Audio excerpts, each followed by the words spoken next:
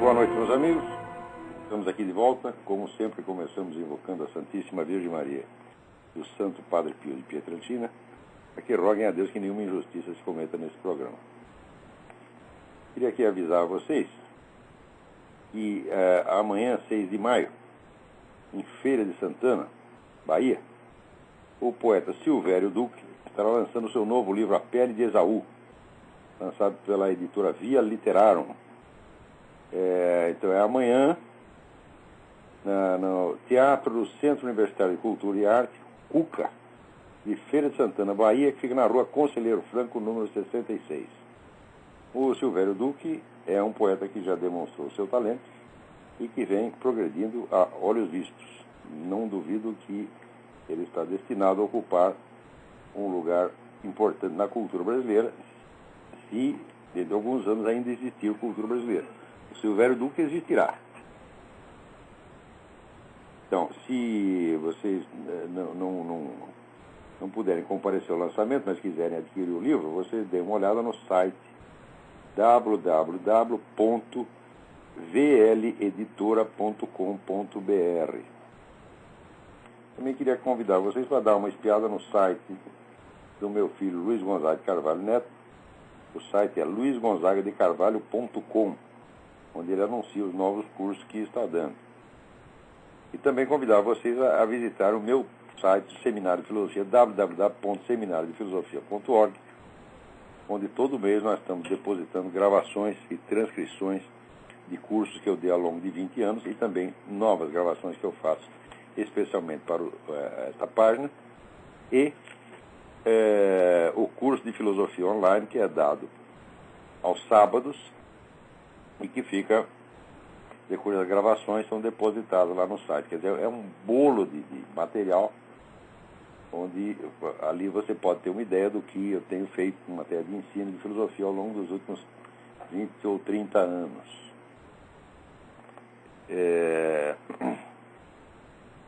Eu acho que a coisa mais linda da semana foi esse acordo entre o Brasil e o Paraguai para combater o narcotráfico.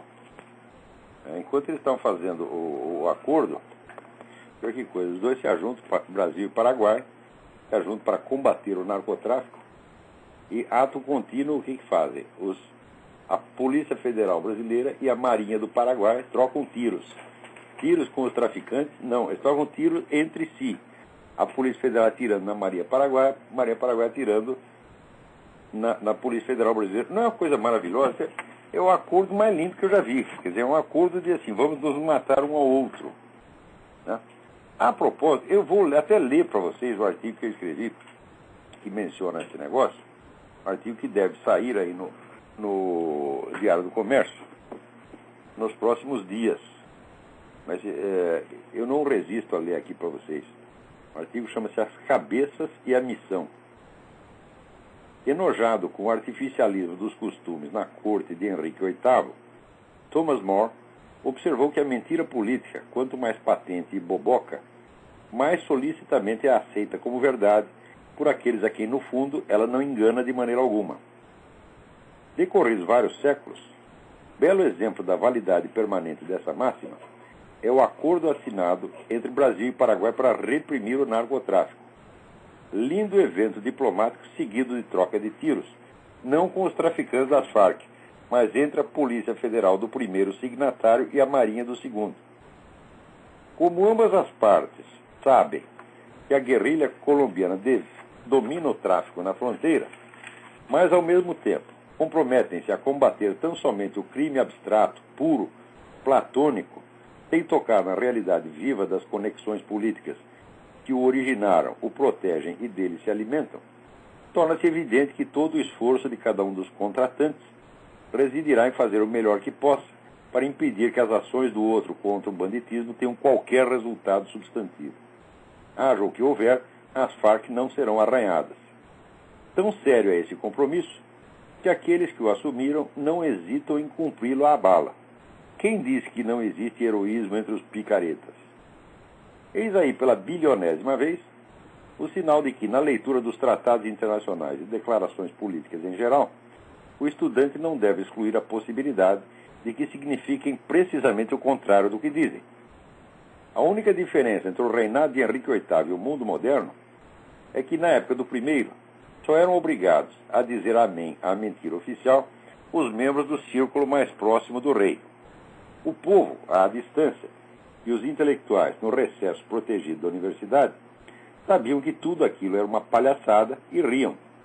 Hoje, com os meios de comunicação de massa e a instrumentalização das universidades como meios de transformação social, o autoengodo obrigatório se impõe a toda a população e os intelectuais em peso são os primeiros a legitimá-lo, cada um sentindo uma angústia, um peso na consciência, toda vez que se recusa a acompanhar seus pares, mesmo por minutos, no exercício de tão honrosa missão.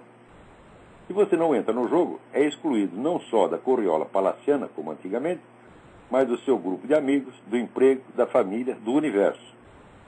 Por isso é que o mundo moderno, se ainda não é o império geral da mentira, anunciado no livro do Apocalipse, pelo menos dá o melhor de si para aproximar-se desse ideal sublime. Vejam o que aconteceu com o Dr. Joseph Zonabend, epidemiologista e um dos criadores da prestigiosa Foundation for AIDS Research. Um belo dia ele recebeu um press release emitido pelo próprio departamento que ele chefiava. A coisa dizia que a AIDS assumira proporções epidêmicas. Já não era um risco limitado à parcela mais vulnerável da comunidade homossexual, mas era um perigo iminente para toda a humanidade. Que besteira é essa? Eu nunca assinei essa porcaria, proclamou o perplexo doutor.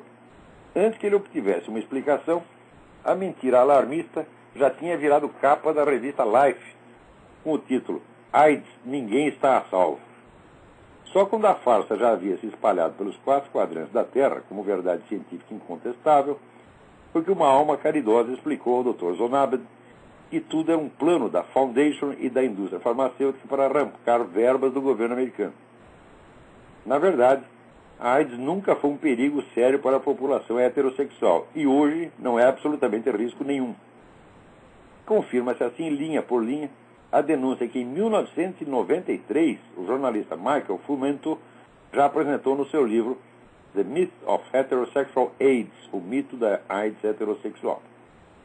Mas dizer indústria farmacêutica é dizer Rockefeller, e dizer Rockefeller é dizer Council on Foreign Relations, Bilderberg Club e, no fim das contas, Nova Ordem Mundial. As mesmas organizações e entidades que estão por trás do Climate Gate, das campanhas mundiais abortista e gaysista, da nova religião global biônica, da proposta do governo Obama para o controle universal da circulação de capitais, etc., etc. A lista das maravilhas não tem mais fim. Quem vai dar um basta em tudo isso? Ninguém.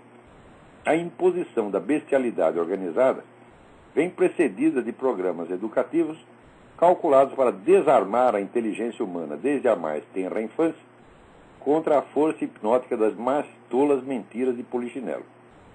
Henrique VIII mandou cortar a cabeça de Thomas More quando este recusou a continuar fazendo vista grossa. A nova ordem mundial não corta cabeças. Zela para que elas não cresçam até um ponto em que precisem ser cortadas. E não é só o sistema educacional que serve para esse fim. Para vocês fazerem uma ideia da colaboração prestimosa da grande mídia com a microcefalia global planejada, vejam como os medalhões do jornalismo americano responderam ao novo livro do repórter Aaron Klein, The Manchurian President, que investiga, com mais de 800 documentos, as relações íntimas entre Barack Obama e tudo quanto é organização comunista, islamofascista e anti-americana nos Estados Unidos. Antes mesmo de poder lê-lo, assim reagiram aquelas belas almas ao mero anúncio de que o livro estava para ser publicado. Aspas. Nunca mais me contacte, fecha aspas, respondeu o redator da Time, Jeffrey Kluger. Aspas. Porcaria ridícula, fecha aspas, John Oswald, editor do New York Daily News. Aspas. Lixo sensacionalista que não interessa a nenhuma publicação séria, fecha aspas, Rana Furuhar, editora adjunta da Newsweek. Aspas. Tirem-me da sua lista, fecha aspas, Nancy Gibbs, editora da Newsweek. Aspas. Vão cuidar das suas vidas, fecha aspas, David Knowles, comentarista político da American Online. Aspas. Isso é ofensivo, fecha aspas, Ben Mesquida, diretor de publicidade da The Nation, e assim por diante. A dedicação dos grandes do jornalismo atual à ocultação de notícias politicamente indesejáveis não é só um capricho de momento, uma frescura, uma leviandade. É um compromisso sério, profundo e inflexível. É uma missão de vida. Então, eu mal tinha acabado de mandar esse artigo para o Diário do Comércio, eu recebi de um amigo, cujo nome eu não posso citar, se referindo a um acordo Brasil-Paraguai, dizendo o seguinte: o acordo não é para dar certo mesmo, a partir das forças designadas por Lula para agir pelo lado brasileiro. A Força de Segurança Nacional, Guarda Pretoriana Inconstitucional, mantida talvez pelas Farc e as polícias civil e militar.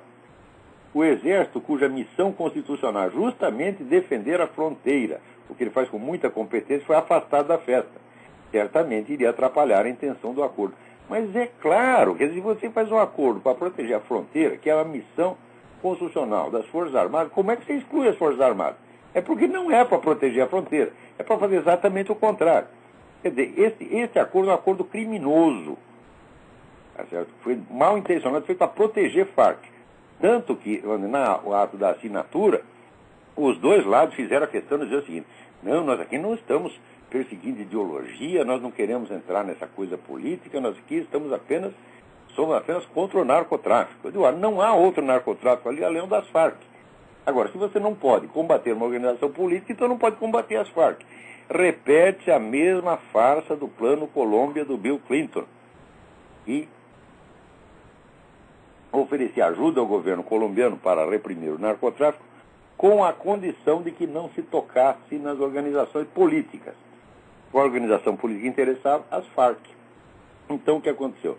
Acabaram todos os cartéis e a Farc pegou o monopólio do narcotráfico, não só na Colômbia, como em todo o continente, penetrando até nos Estados Unidos, onde hoje em dia, um terço do dinheiro que circula pela Bolsa de Mercadorias de Nova York é dinheiro do narcotráfico latino-americano, ou quer dizer, Farc.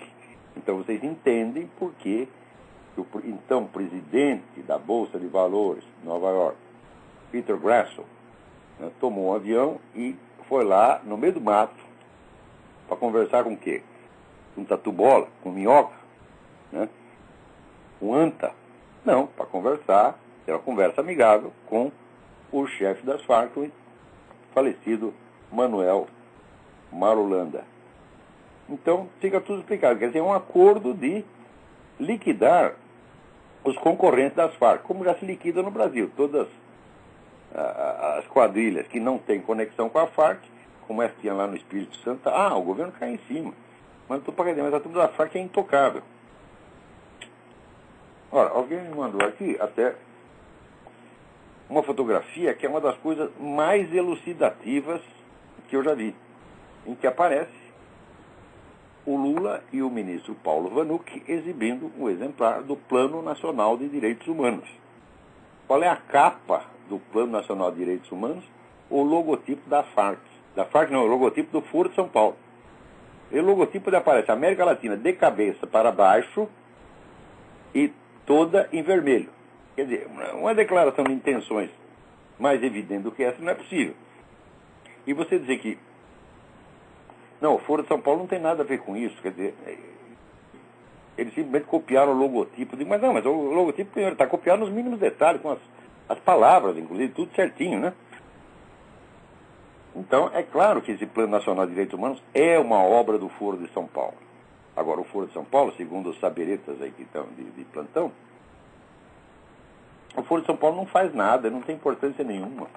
Agora, vocês já viram, qualquer encontro entre chefes de Estado que não tem importância nenhuma, você junta dois chefes de Estado que se reúnem para qualquer coisa. Isso já é importante em si mesmo. Agora, se você reunir 10 chefes de Estado, o negócio é grave. Agora, se eles se reúnem durante vários dias, todos os anos, e ninguém noticia nada, então é óbvio que essa é uma ocultação premeditada, criminosa. Eu digo e repito, os diretores de jornais do Brasil, o Otávio Frias, os diretores da Globo, todos eles tinham que estar na cadeia por causa disso. O Foro de São Paulo cresceu e se tornou uma organização perigosa capaz de determinar até o Plano Nacional de Direitos Humanos e capaz de colocar governante em 12 países da América Latina e, ao mesmo tempo, proteger as Farc, para que as Farc espalhem o terror no continente inteiro. Tudo isso foi feito graças a vocês, está vendo aí, seu Otávio Frias? E depois o senhor vai lá no Instituto Milênio falar sobre ética jornalística, etc. Ética é a puta que o pariu! Aqui, seu cafajeste! O seu jornalismo é cafajestada, é mentira, é fraude, do começo até o fim. Vocês ocultam essa coisa durante 16 anos e depois falam, não, nós ocultamos porque não tinha nenhuma importância. Entendeu? Porra! Já viu qualquer encontro de chefe de Estado que não tem importância? Todos eles têm. E todos são noticiados. Quer dizer, se isto é omitido durante 16 anos, é claro que é premeditado. Você é cúmplice disso, Otávio. Isso é a turma do Globo, os marinhos. Vocês são tudo um bando de vagabundo, filha da puta. Mentirosa, entendeu? Olha, eu escrevi no jornal de vocês, porque afinal de contas essa é a minha profissão, a gente tem que ter algum patrão. E a gente, sabe como é? Pobre não escolhe patrão. Se a gente oferece emprego, a gente pega aquela merda.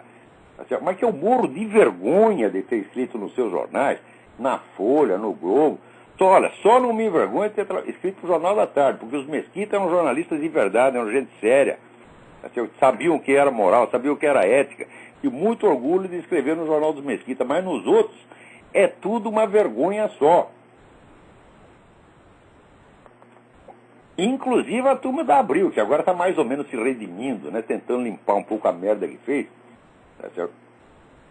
Porque um dos grandes responsáveis pela transformação da educação brasileira, né, numa máquina de doutrinação comunista foi a Fundação Victor Chivita. Eu sei porque eu trabalhei lá também. Morro de vergonha. Né? Agora, é verdade que vocês, com o salário miserável que me pagaram, vocês ajudaram a comprar o leite das crianças. Tá certo? Então, aqui, muito obrigado pela parte que me toca. Como é que vocês são os filhos das putas? Né?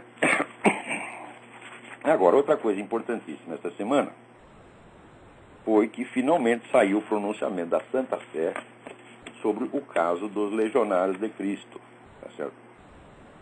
Olha, para entender o que é o Legionário de Cristo, você vê que era talvez a maior organização católica que existia e a sua ala civil não, a ala leiga, Regnum Christi, era certamente a maior.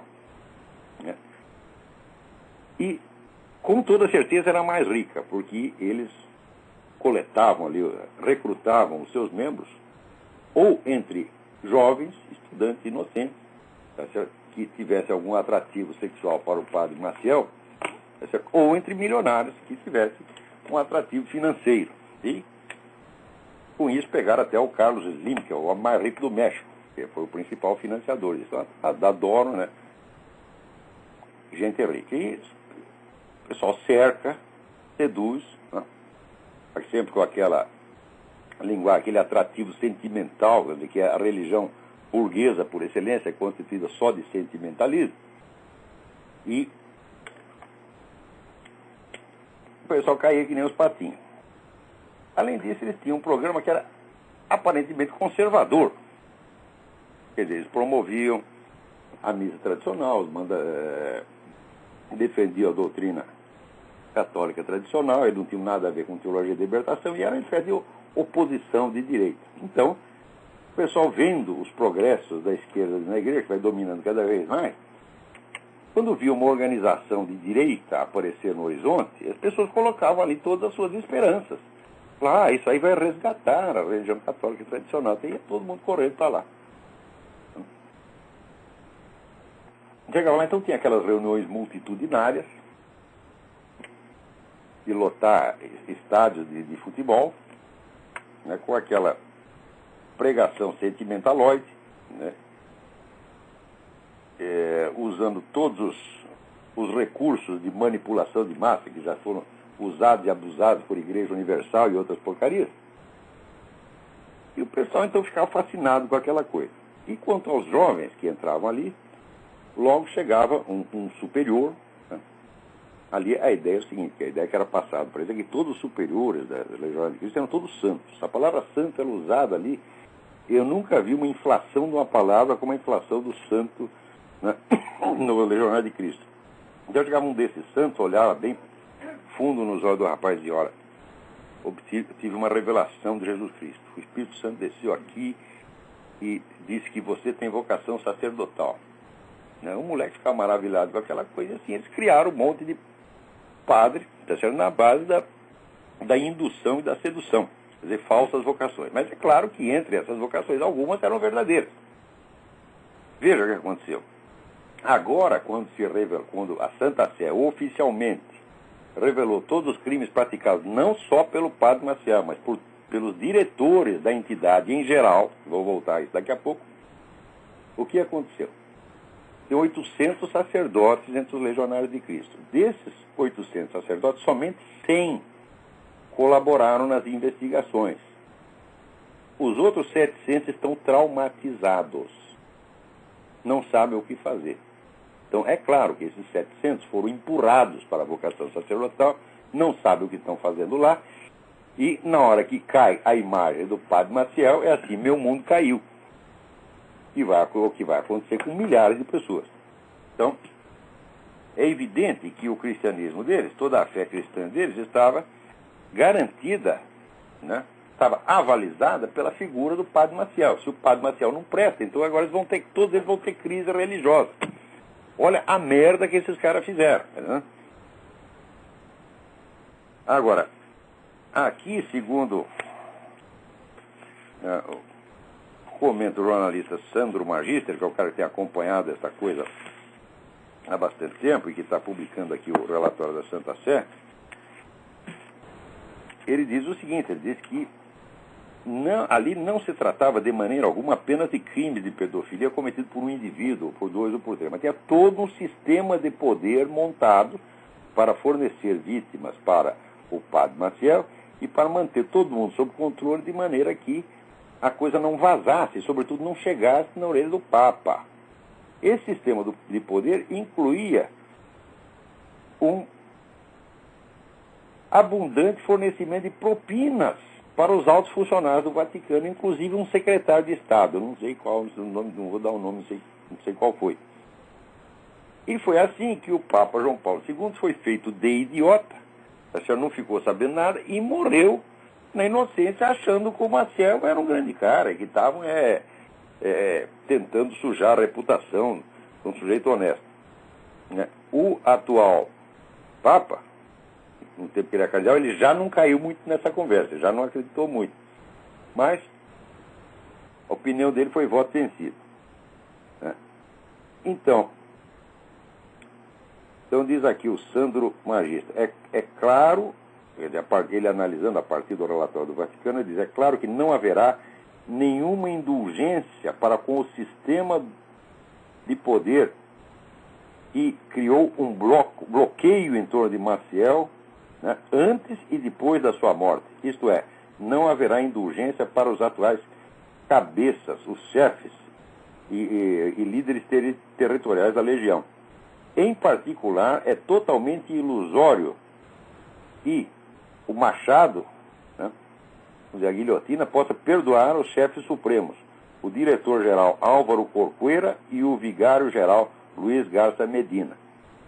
Né, que todo mundo diz, não, esses camaradas são santos. Né?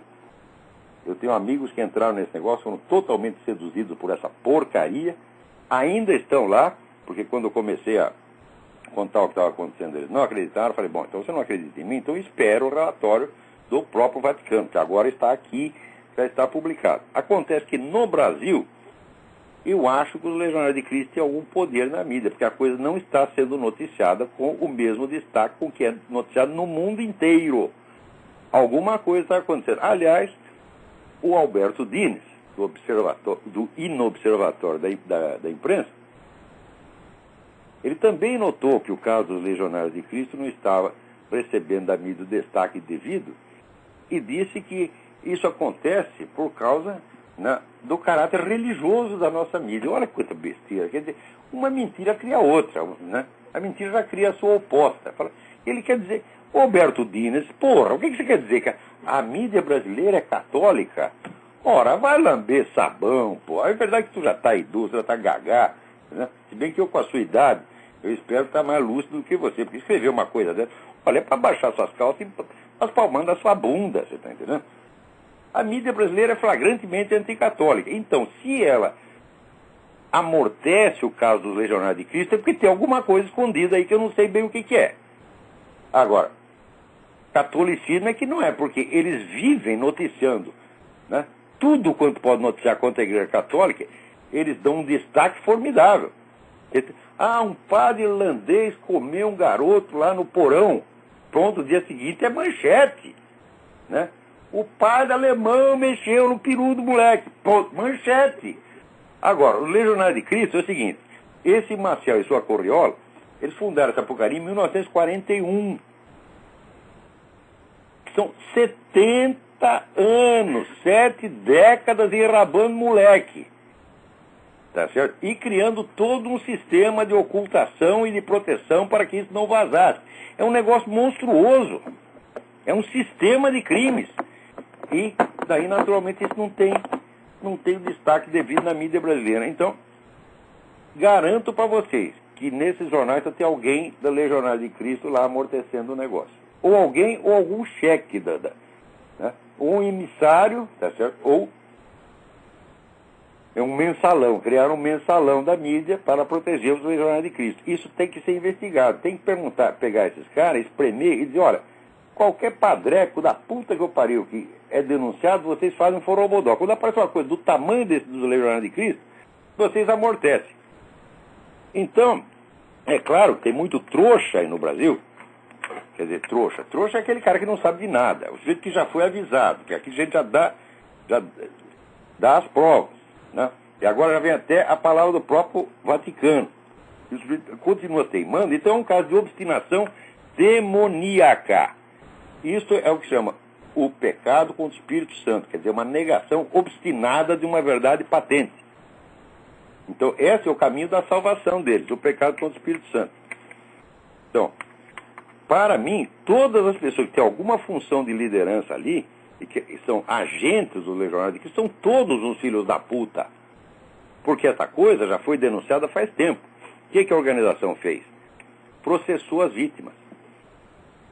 Há uns meses atrás, quando viu a coisa engrossar, o Álvaro Corcoeiro, o presidente do negócio, o diretor-geral, ele, enquanto foi possível, ele se obstinou na ideia de, não, são calúnias, o Maciel era um santo, etc, etc, ele é um novo Cristo, ele está sendo crucificado, né? Se obstinou nessa conversa até onde pôde. Quando o Vaticano deu um chega para lá nele, daí de repente ele mudou dessa, não, de fato, nosso fundador pecou, nós estamos envergonhados, etc, né? Mas é o seguinte, ele, Álvaro Corcoeiro, é o sujeito que criou os processos contra as vítimas. Ele que perseguiu as vítimas para tapar a boca delas. Em nenhum momento ele pediu desculpa de ter feito isso. Então, quer dizer, o sujeito é obviamente falso. Esse Álvaro Corcoeiro é obviamente um vigarista. Agora, eu conheço gente inteligente, falando que foi inclusive aluno meu, tá certo? E chegou lá, fica com o Álvaro Corcoeiro 5 minutos, aí, é santo, é santo, é santo. Olha, o que é isso? Por que eu tenho que ter tolerância com essa coisa? Né? Quer dizer, eu eu estou envergonhadíssimo de que tem uns 3 ou 4 alunos meus que entraram nessa porcaria, alguns se obstinam até agora. Eu estou morrendo de vergonha. Claro, nem todos os alunos meus são assim, a maioria progride, tem humildade, reconhece as coisas, vai aprendendo. Tá certo? Mas tem alguns, não, eles se obstinam. E o sujeito vai lá, assiste a sua aula, mas no fundo ele acha que ele está bem mais orientado na vida do que eu mesmo. Você toma uma decisão dessa de entrar para uma merda de organização dessa, fica lá anos a fio. Tá certo? Vai naturalmente, vai emburrecendo, vai apagando espiritualmente. Tá certo? E no fim a espiritualidade dos caras consiste em juntar com a multidão lá e ficar chorando por babaquice no estádio de futebol. Quer dizer, os alunos meus se degradam a esse ponto. E não é para eu ficar com vergonha, porra. É verdade que não são muitos, são poucos. Tá certo? Mas eu não os perdoo, não. Eu não os perdoo, não. Vocês têm a obrigação de reconhecer a verdade e vocês têm a obrigação de até me pedir desculpas por ter desconfiado, por não ter confiado no conselho que eu lhes dei. Talvez não tenha dado em tempo, porque eu também não tinha interesse nessa entidade Legionária de Cristo. Eu só fui estudar a coisa quando o assunto apareceu para mim, né? Talvez eu devesse, anos atrás, já saber disso, mas não tinha interesse nessa coisa. E outra coisa, quem é que vai desconfiar de uma organização dessa à primeira vista? Só se você vê que tem alguma coisa errada. Eu senti vagamente que tinha uma coisa errada, mas demorei para descobrir o que se passava. Só que hoje não tem mais desculpa. Então, o Papa enviou lá 5 cardeais que durante 8 meses entrevistaram as vítimas, viram os documentos, etc. Chegaram a essa conclusão. É um sistema criminoso montado. Sistema de alcance mundial que penetrou inclusive nos altos escalões do Vaticano. Ora, se você faz isso, você está lá corrompendo gente, comprando consciência, você está destruindo a igreja por dentro. Você está fazendo um serviço ainda pior do que fez o pessoal da Teologia da Libertação. Pelo menos a Teologia da Libertação já parte para a heresia logo de cara, já se desmascara. Mas esse aí não, está se fazendo de pessoas fidelíssimas à igreja, né? Então, muito bem. Ó, até tem um aluno meu, parece que até aluno do seminário de filosofia, que mantém lá uma parte, está defendendo o tal do Maciel até a semana passada. Eu digo, mas eu não vou dar o nome do cara para não passar vergonha, né? Manter uma baita foto do Maciel, ele é um santo, né? É um novo Cristo, está sendo humilhado pelo mundo. Ó.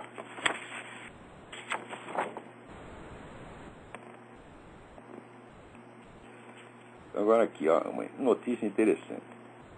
Uma mulher canadense que foi criada por um casal homossexual, agora criou uma organização para dar assistência a pessoas que foram criadas nas mesmas condições dela e que têm os problemas que ela teve, porque aquilo ali foi aquela procissão de homem na cama do pai dela, tá certo? Ela exposta a essa merda o tempo todo, tá certo? E naturalmente se sentiu, vamos dizer, prejudicada e humilhada por isso. E ao mesmo tempo aqui também, até no Globo Online saiu, um universitário de 18 anos foi espancado por um grupo de homossexuais travestis na madrugada de domingo na Praia da Esquerda, na Ilha do Boi, em Vitória. Ele fez uma piada, que foi considerada ofensiva, então, né, dezenas de travecos pularam em cima do sujeito e começaram a dar pancada, pontapé, arranhão e mordida. Né? Então,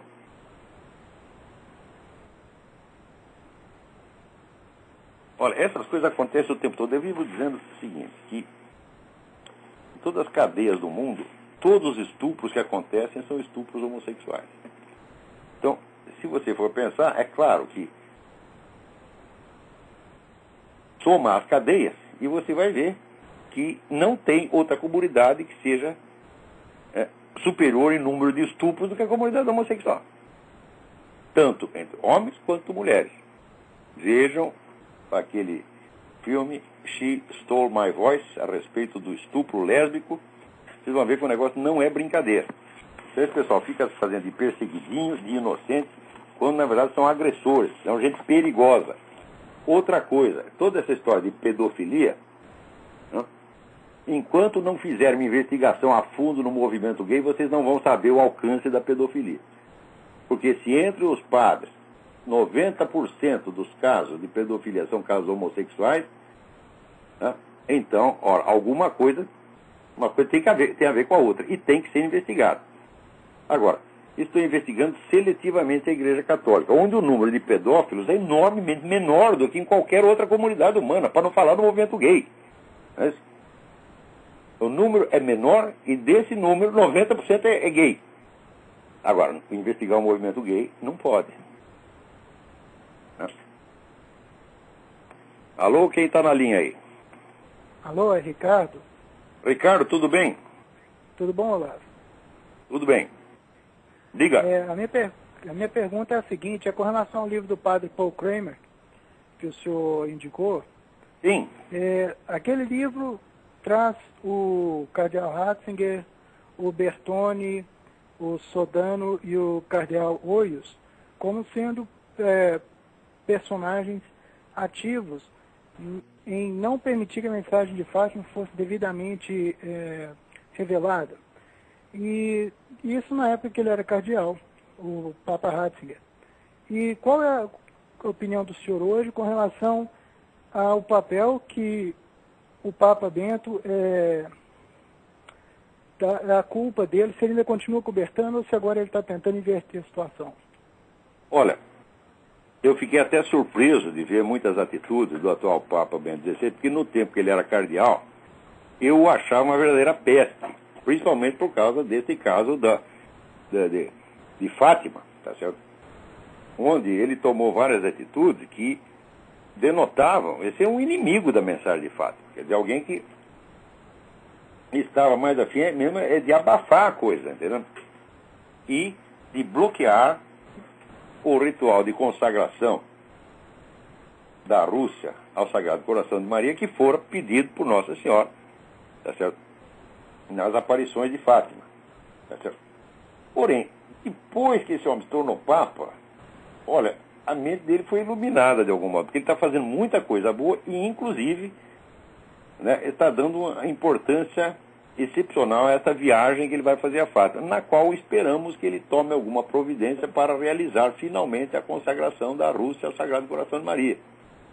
Os contatos que ele tem feito com a Igreja Ortodoxa parece que se dirigem a este fim, porque um dos motivos do Vaticano ter se esquivado de cumprir, de atender esse pedido de Nossa Senhora, foi que isso poderia criar uma crise, tá certo, entre a Igreja Católica e a Igreja Ortodoxa e dificultar o projeto de reunificação das igrejas, que sem dúvida é um projeto importantíssimo. Tá certo? Essa foi a desculpa. Então o Papa começou lá a conversar com o pessoal ortodoxo e circula uma versão, eu não tenho certeza dela, de que o objetivo é fazer com que os ortodoxos participem desse ritual de consagração, ou seja, que eles façam também nas suas igrejas o mesmo ritual de consagração da Rússia a Nossa Senhora, e daí o negócio não fica mal. Se for isso, é muito bem feito. Eu espero que ele faça alguma coisa, e pelas atitudes sérias que ele tem tomado nos últimos tempos, é bem possível que ele faça isso. Tá certo? E também eu não vejo nada de impossível, e que pelo simples fato de ter sido eleito Papa, a mentalidade dele tenha mudado em muita coisa. Porque, de certo, ele não esperava ser Papa, né? E com relação ao cardeal Hoyos, recentemente eu li num blog católico a seguinte notícia, de que ele teria sido boicotado da celebração de uma missa no rito tradicional de São Pio V, aí nos Estados Unidos, e ele teria acusado a maçonaria de ter sido uma das forças das quais deixou como se fosse impossível que ele fosse o presidente da celebração. Qual é o papel que o senhor... Isso é muito possível. Quer dizer, a maçonaria é enormemente poderosa aqui nos Estados Unidos. Aqui todo mundo é maçom, do presidente até o vendedor de cachorro-quente da esquina, tá entendendo? E a maçonaria, existe uma ala importante da maçonaria que a principal ocupação dela é tentar destruir a Igreja Católica. Eu não digo que toda a maçonaria esteja envolvida nisso, mas uma boa parte está. Né? E além disso, maçonaria também, o pessoal pensa, a maçonaria é uma sociedade secreta, sobretudo para quem está dentro dela. Né? Quer dizer, tem uma sociedade dentro da sociedade, dentro da sociedade, dentro da sociedade, aquilo é que nem uma cebola, tem várias camadas. Né? E eu acho que existe mais segredo de uma loja para outra loja do que para quem está de fora. Né? Quem está de fora compra livro, investiga, acaba descobrindo tudo. Agora quem está lá dentro, não. É que nem aquela história do sujeito que queria realizar umas surubas na casa dele, então ele mandou botar um vidro fumê, né, na janela para que ninguém visse. Só que ele errou e colocou o vidro fumê ao contrário. Então eles estavam lá naquela gandaia, acreditando que estão protegidos do olhar alheio, quando, na verdade, do outro lado da rua está cheio de gente, todo mundo lá, né, observando. Eu acho que a sociedade secreta é mais ou menos assim, é secreta para quem está dentro. Tudo bem, eu agradeço a oportunidade de participar. Fiquem com Deus todos vocês. Você também, muito obrigado. Não. É. Então, agora, para não dizer que tudo está perdido, né, o novo governador aqui da Virgínia, Bob McDonnell, restaurou o direito que os capitães de polícia tinham de rezar em nome de Jesus, porque estava proibido. O capelão de polícia, padre, né, ele tinha que rezar, assim, sem falar em Jesus Cristo. Não podia. Né? E isso tem em vários estados, essa porcaria. E o Bob McDonnell, então, restaurou. Isso é uma, sem dúvida, você vê que coisa, quer dizer, um direito milenar que todo mundo sempre teve. Hoje, quando reconquista, a gente diz, é uma grande vitória. Né? É aquela teoria do bode, né? Põe o bode, tira o bode, tira o bode, uma grande vitória. Né? Grande vitória significa voltou ao status quo, né, anterior. Né?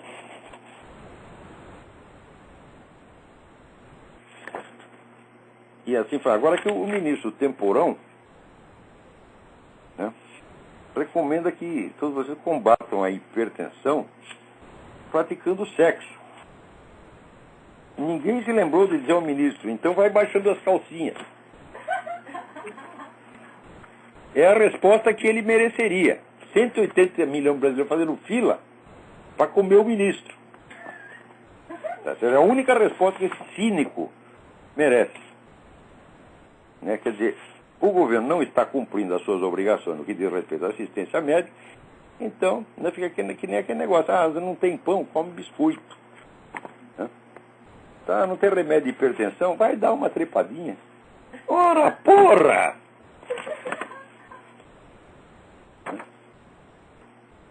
Também me chega aqui do site Escola Sem Partido, né, uns trechos do livro didático distribuído a crianças de 7 a 10 anos pela Prefeitura do Recife. Página 15. Olha, ele fica duro. Certo? Isso acontece de vez em quando. Né? O pênis do papai fica duro também. Algumas vezes o papai acha muito gostoso. Os homens gostam quando seus pênis ficam duros. De gosto não, depende do momento, meu filho.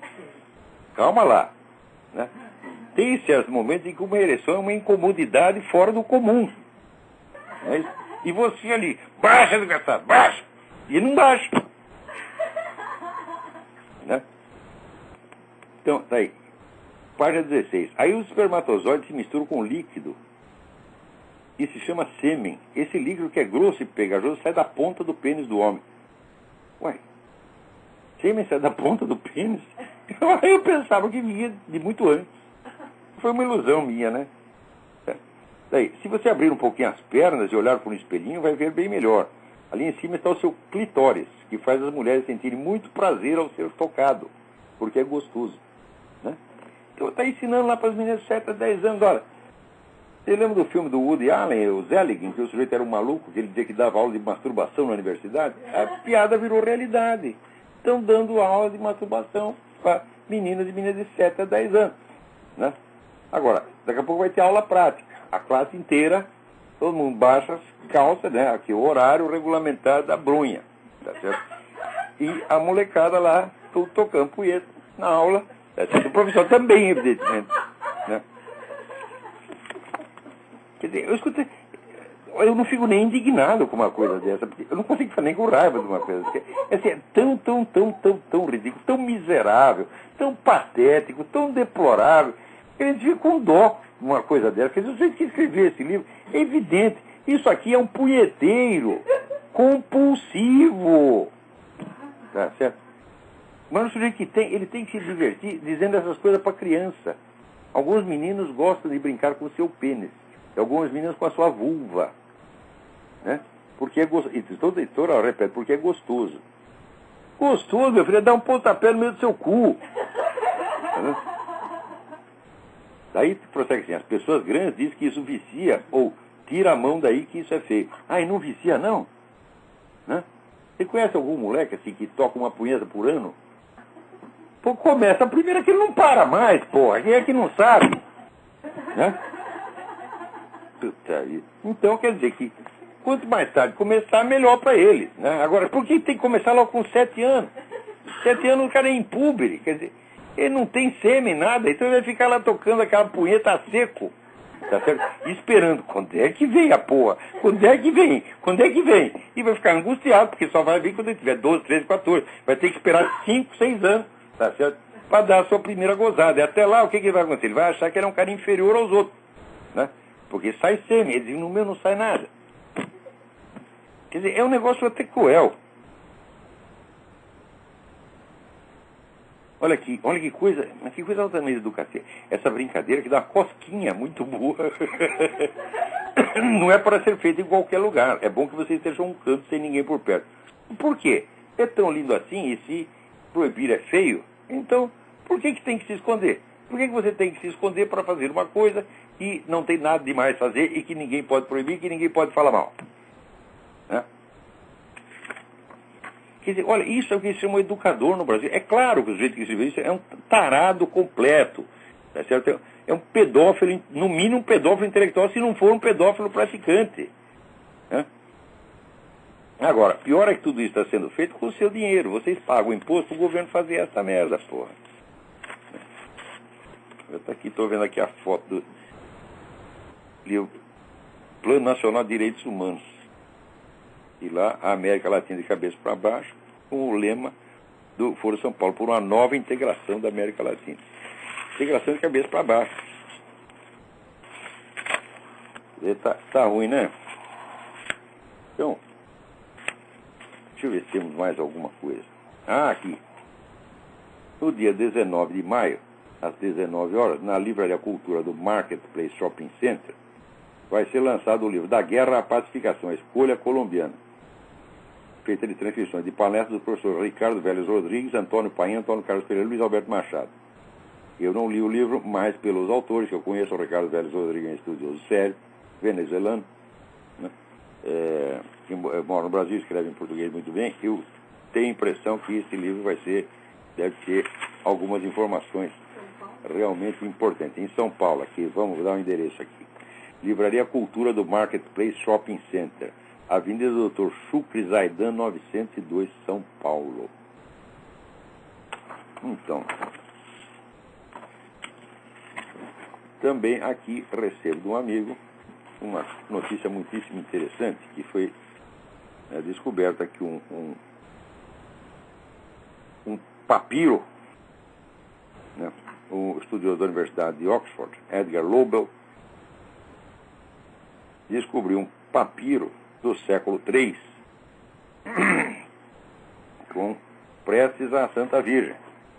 Então veja aí, aqui nos Estados Unidos é quase um dogma que o culto à Virgem Maria só surge na Igreja Católica depois da oficialização do catolicismo como religião oficial do Império por Constantino. Então eles inventam essa, não, isso aí não é cristianismo originário, isso aí foi invenção lá do governo, Constantino, que impôs o culto da Virgem, essa coisa toda. Está aí, fica provado que isto é falso, absolutamente falso. O pessoal da Igreja Católica sempre pensou que é falso, que o culto da Virgem Maria vem desde o primeiro dia da Igreja Católica. Mas está aí já uma prova, pelo menos, né, se vocês não acreditam na tradição da igreja, bom, pelo menos o documento escrito vocês têm que acreditar. Muito bem. E quer saber, eu vou parar por aqui mesmo, porque eu estou aqui preparando o meu curso de Filosofia da Ciência, que começa daqui uns dias. Estou tendo muito trabalho com isso. E agora não dá mais para você se inscrever, lamento muito. A não ser quem esteja aqui nos Estados Unidos. Você está aqui pelas redondezas, né? Pode aparecer, não precisa procurar o misterioso senhor Eduí, você simplesmente manda um e-mail para olavo@olavodecarvalho.org, informando que você quer frequentar o curso de Filosofia da Ciência 1. A segunda parte do curso, Filosofia da Ciência 2, será dado por internet, como uma extensão do curso Seminário de Filosofia.